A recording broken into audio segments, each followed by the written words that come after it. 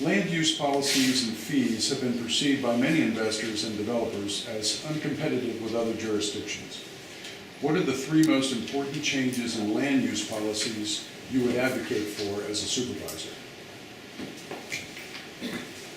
Well, we're going to have to reduce fees to stimulate the private sector to jump into this market. And that's difficult for a lot of people, since the problems that we've had has been with the private sector crash and loans and so forth. But we have to stimulate private sector to jump in and get involved. And they're going to stay away if the fees to even build a house for an individual. You know, I'm a landlord, and I would love to upgrade houses or add houses, but the cost of fees and permits is just too high for many. I also think that on the farm side, I'm going to go back to easing the burden.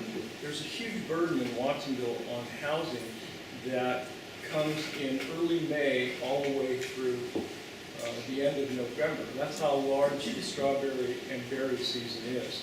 So if we can ease the burden, the costs, the burden on cities and counties to build these houses, and help farmers create this modular housing. Miles Ryder and Driscoll are interested, because they own a lot of land, and there are a few others, that to use these modulars to house people and take the pressure off the government in many ways. And we have to pursue that.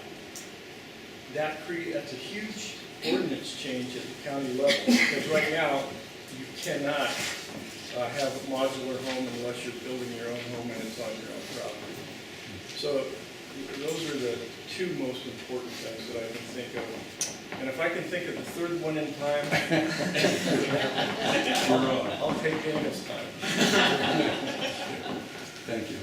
Dana? Could you repeat it for me, please? Sure. Land use policies and fees have been perceived by many investors and developers as uncompetitive with other jurisdictions. What are the three most important changes in land use policies you would advocate for as a supervisor? I think we need to get to the core of what our general plan is and actually do some real planning. I think part of the problem we have is the process is so difficult for anybody who wants to do any kind of building of any kind, or remodeling even, that it actually allows people will not go through the process, not knowing, even if they follow all the rules, that they will get an approval. I have personal experience of actually seeing a development that was actually the general plan called for the densities the developer wanted.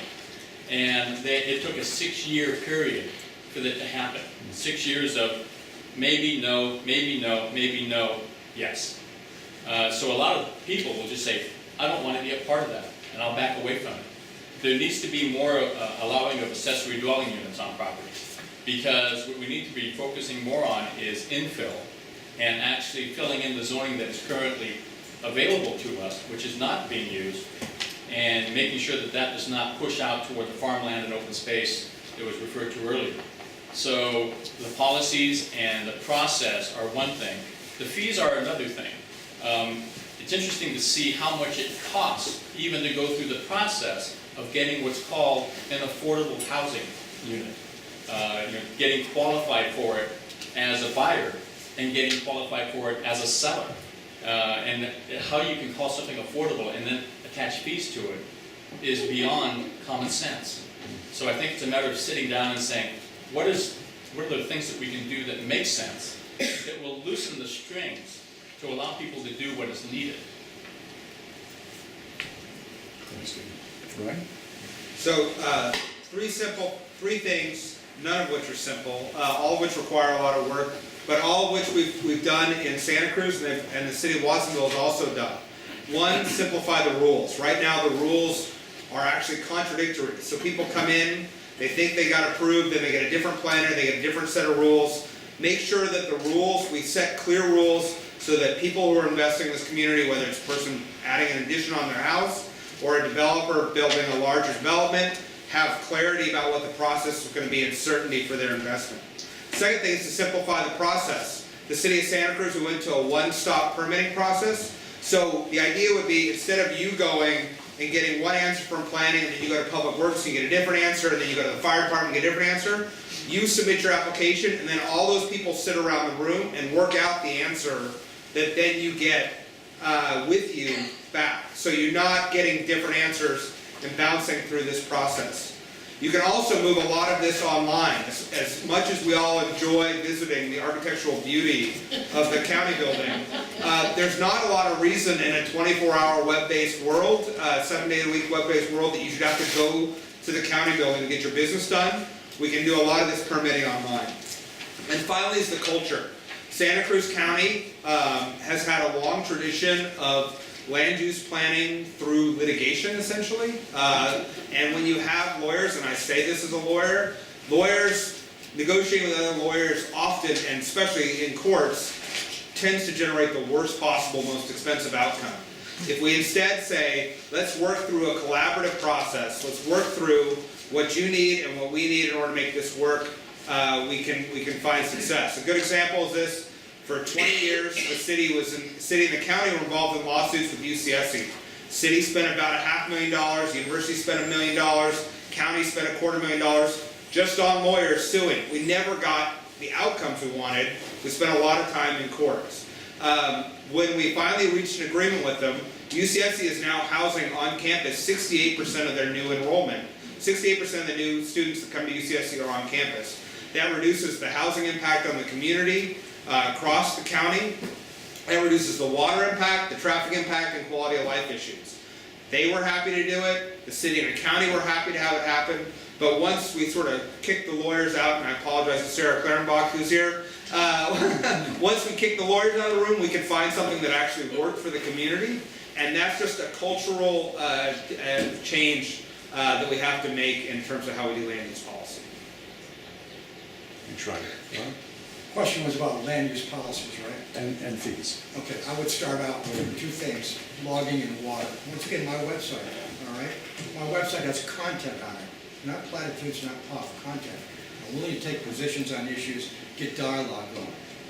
Loosen the noose on Santa Cruz County logging.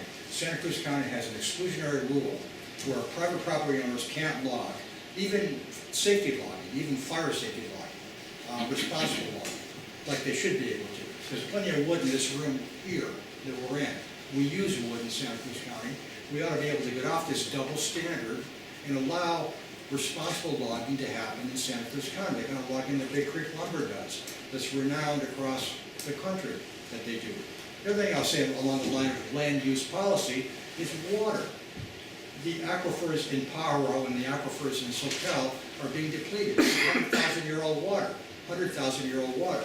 What we can do is put desalination on a forward policy outlook and see if we can tie in with the program at Moss Landing that Monterey is evoking, and or something at Buena Vista. I don't think we're going to do anything on the west side of Santa Cruz. I believe that's a dead issue.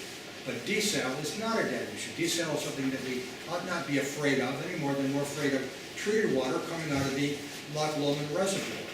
Okay, it's the same thing. It's going to be treated. It's going to be pristine by the time it gets to us. And we could use desalinated water to replenish the aquifers in Pajaro and Soquel. You know, if that's not about land use, nothing is, because agriculture is, I don't know what, $11.5 billion, part of the economy in Santa Cruz. Of course, everybody here agrees with streamlining the Planning Commission.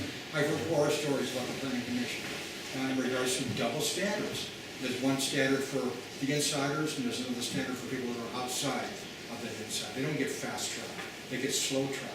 It costs $60,000 to move a light switch, and I know I'm talking hyperbole. All right, so two things. Loosen the noose on Santa Cruz County logging. Let's look seriously at desalination as a regional forward policy to give agriculture the boost and the break that it needs.